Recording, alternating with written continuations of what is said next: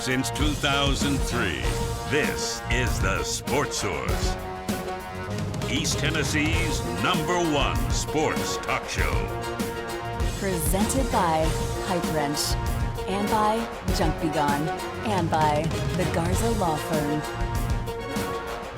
With your host, John Pennington. The Sports Source starts now. Good Sunday morning and welcome into the Sports Source here in the Junk Be Gone studios. We appreciate you being with us today. Tennessee takes care of UConn. Boy, did they ever. 59-3. They got on them quickly. They got them with offense. They got them with defense. They got them with backups.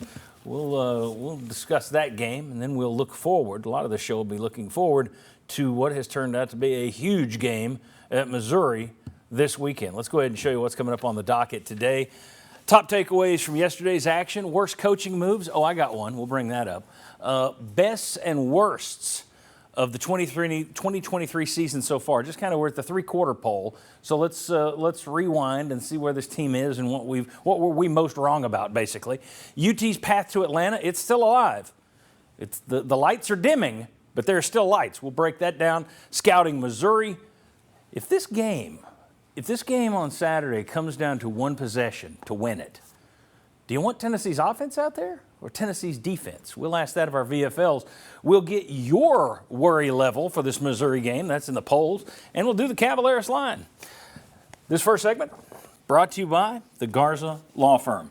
If you need an attorney, look for a local one. That sounds ridiculous, right? I mean, who would go and get an out-of-town attorney? Here's the problem, though. A lot of attorneys that advertise locally that you see and say, well, I remember that phone number, I'll call them. They're not local. They may have a P.O. box somewhere in Knoxville, but they're located in Birmingham. They're located in Memphis. They're located in Chattanooga or Atlanta. You want to have a team that is right here. Whoever represents you, wherever your court case is going to be, you need your attorneys to be from right there. You know who's from right here? Marcos Garza and the Garza Law Firm have been for decades and decades. They do tremendous work. You know their reputation. Check out their website, garzalaw.com, to learn more. East Tennessee issues that you need representation with, get an East Tennessee attorney. Best East Tennessee attorneys can be found, garzalaw.com. All right, let's welcome in wave one of our panel today. We have right down here Jimmy Himes. We have VFL Will Overstreet, VFL Marlon Walls, Josh Ward right there. We want to get into our poll. I'll just go ahead and put this up for you. You can take your smartphone and click the QR code right there, or you can go to sportsource.tv/polls. But it's a 1 to 5 question. You go to the website there, and you're going to have option 1, option 5. You can go anywhere in between. And what I want to know is, what's your worry level for the Missouri game on Saturday? 1 being, it's a breeze. It's Missouri. They don't even belong. 5 being, oh my God, I'm scared. 1 to 5. That's what you need. And right now it's at 3. We've already had like 32 people vote before the show started. So 3.6. So as you get going here, we're going to see that thing move a little bit. I'll be interested to see what the worry level is as we get hundreds and hundreds of you to power in there and start voting. All right. Simple segment. Everyone gives me their biggest takeaway from the game yesterday, which was a 59-3 win over UConn, as I mentioned before. Marlon Walls, I'm going to start with you. What was your biggest takeaway from yesterday's game? Biggest takeaway was Tim Banks and the defense. Man, they did a really good job. Usually a game like this, you kind of start to take the foot off the pedal a little bit. We kept it there the entire 60 minutes, 3 points. I was expecting a little bit more from UConn side, at least as the game started to go on. But even the second-string guys, third-string guys got in and took care of business on defense. So I was super impressed with that defense yesterday. Starts with the defense. All right. Who wants to go next? I'll go with another defender. Yeah, I think for me it was just the mentality of how well the coaches were prepared, how the team was prepared going into a game like this. Because when you really think about it, November game between Kentucky and between Missouri and Georgia, this is the kind of game a lot of times that most teams, a lot of teams in the past we've seen here would that first half would be ugly, right? You'd play down to your opponent. You wouldn't really match them. They'd come on and score some points. They'd be in a game into the fourth quarter. I really liked how this team came out and played and executed. And not just executing that front line guys, but the second string, the third string.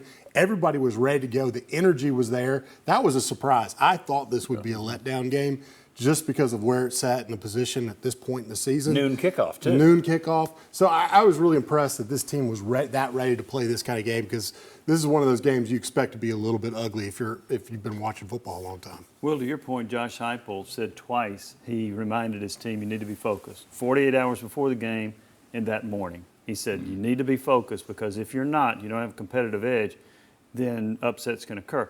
I thought it was a very complete game by Tennessee. The offense was really good. They averaged in the first half, about 13.5 yards per play in the first half. The defense not only scores 3 touchdowns, the defense was so good the first team offense didn't play in the second half. That's how good the defense was, because they kept scoring points, and it's like, well, there's no reason to put Joe Milton and crew back out there. So I thought it was a very complete game, and it is alluded to, they allowed the backups to get in and play some snaps. Yeah, and as you mentioned with the big plays early, big play throughout the game. This is a team, and let's talk offense. You had big plays on defense too, but this is a team so far this year that hasn't had the big plays so far this year that it did last year. And you can say, well, it's because you're playing UConn. Okay, but you didn't have those big plays against Austin Peay either. No. You had, and we'll talk about this later. You had opportunities against Virginia that were dropped. So this was one where it kind of came back together. Josh Ward, your takeaway. Yeah, Austin Peay earlier in the season would kind of be my thought here. Going into UConn, my expectation for Tennessee's opponent was low, and UConn struggled to match my expectation in terms of its quality. But Tennessee went out and did its job at every position. They're not supposed to be able to run with Jalen Wright or score White. Jalen Wright or score White, and they couldn't. Defensively, Tennessee should go out there and dominate physically. They did that. That allowed the backups to get in when they didn't play against Austin Peay, guys like Nico and backups on the defensive side, because Aaron Beasley and company had to stay in the whole game. Tennessee did its job early so the other guys could get their opportunity. Let's talk quarterbacks and get that out of the way. First of all, Joe Milton continued his good play. Mm-hmm. We'll have a number on this a little later. The last 3 games combined against Alabama, Kentucky, and UConn, he's completing over 75% of his passes, or right at 75% of his passes. There were a couple of throws yesterday that were the deep balls. One, the guy was so open it was easy. Yeah. And there wasn't a ton of pass rush yesterday either. Mm-hmm. But still, the pass to Squirrel White over the middle, I've seen Joe Milton miss that throw. That was one where I thought, okay, maybe he has gotten a little bit more confident in himself here. But your thoughts on Joe Milton and the way he played yesterday? Yeah, that was the word I was going to exactly use right there, confidence. I think from that position, I think, Joe, you're starting to click. You're figuring out your receivers. You know who we got, where they can be, what spots they're going to be open in. But then also I think Hype was starting to kind of let that leash out a little bit. And that's a lot of – I think it's on both sides. Joe had to show what he could do, get confident in the offense, running the offense, and I think he's starting to do that. So I think even though yesterday was a UConn opponent, they're not very good, but I think we're starting to click. And that's a good thing going into this Missouri game. And your receivers have started to make a few more plays the last couple of weeks as well. Dante Thornton has parachuted in and shown up. So and that can be underestimated, because some of those drops we talked about, the Virginia game, he had the big play, gets dropped. So having confidence in your receivers are going to perform too. But I still go back to Joe Milton being forced to run has taken a different life and made him a better player and gotten him engaged more in these games and given him more confidence. So I think that continues to be kind of the secret sauce of where I look at this year of how he's changed. It's been more direct, 8 to 12 plays, you're running the ball, Joe. That's what's going to happen. When he is running it, it makes the offense even better, right? It does. Keeps the defense honest. And the fact that he was 11 of 14 against UConn, he was 17 of 20 against Kentucky, that's hard to do against the air. Yeah. So he's been really efficient with what he's doing. I think they're also calling plays that are comfortable for him. I think they've kind of figured out what he likes. And one thing that I thought Heupel said was really interesting was that he said, look, he's not been a long-time starter in this system. He's been around a long time. This was his 13th start. So now maybe he's finally hit his groove at this point. Go ahead. I was going to say, he made a good point. I think Heupel knows how to coach him better, knows the plays to call for him better. I think that's also been a big uptake, that what they know to do are his strengths has come out. Well, you've also got an offensive coordinator who's in his 9th game as opposed to his 1st, 2nd, and 3rd game. So there's a little bit of a learning curve there. Just whether, regardless of what his level on the play calling is, there has to be some growth and improvement for that offensive coordinator slot, even if it goes down into practice. I would say he's more comfortable as well, which probably plays some role in all of this. Josh, very quickly, Nico Iamaleava got in yesterday, had some good numbers, 5 and 9, led a touchdown drive, had a nice run, though he apparently hit a spot of quicksand as he kind of Which ran I think himself freaked into the out a ground. lot of fans. Like, oh, what happened? Yeah. Something caused him to go down physically. Yeah, your thoughts on his play? Yeah, I thought that drive he went out there and did what you hoped he would in terms of being able to move, see different receivers, advance the ball down the field and score. He didn't get a lot of time out there on the field, but physically, I think Nico showed what fans have been hoping to see in terms of his arm, ability to find different guys, and ability to run with the ball. He is so paper thin. I look forward to seeing what he looks like next year when they put some. I remember That may be why he only got a couple of series. Well, in 1994, I was down at Starkville, Mississippi, working for another station in town, and Peyton Manning was down there, and he got to play in that game. You know, and I'm in the locker room with Peyton Manning, and he's got his shirt off, and I've told people for years that I'm telling you, he was concave, the opposite of me. He was completely concave.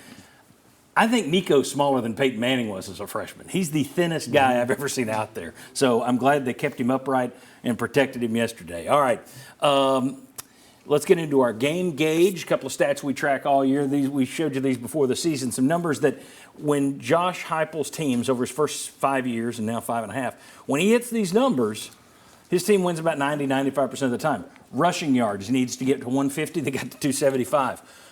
4.5 yards per carry. Yeah, they were at 8.1 yesterday. That 80-yarder by Jalen Wright to start got them off on the right foot. Yards per play, they need to be at 6. They were at 10. They didn't get the sacks yesterday, but they didn't really need them. Then the next one, Heupel's record is now 32-0 when he holds his opponent to under 27 points. So 32-0, still never lost a game when the opponent scores under 27. Now up to 47-8 when his team scores 30 points or more, as they did yesterday.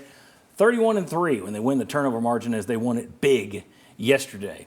And right now, our poll, if you come back to us, it's averaging out. It is still a 3.6. It went to 3.7. Now it's 3.6.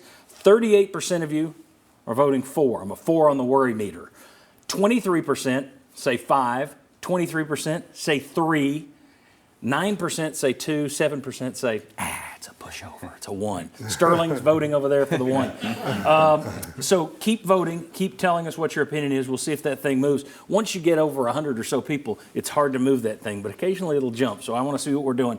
38% of you right now say 4. I'm a worry level of 4. All right. When we come back, who was the best player on the field and what was the worst coaching move? Oh, wait. I think I've hurt myself. We need to take a break. I'll relax myself. Maybe the trainers can come out. We'll be right back.